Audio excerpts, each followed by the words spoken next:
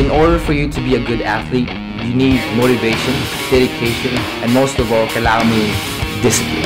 Sa boxing, kailangan mo yung toughness. Because without toughness, wala ka eh.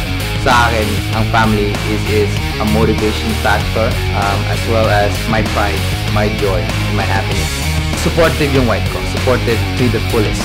Kung ano man yung training ko, kung ano man yung laban, my wife is there. And then that's the beauty is when you have someone to support you no matter what. Pilipino ako eh.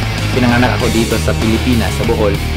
At kahit anumang flag ko, Pilipino pa rin ako no matter what. Marunong ako mag-Tagalog, marunong ako mag-Bisaya. Alam ko yung ugali ng mga Pilipino.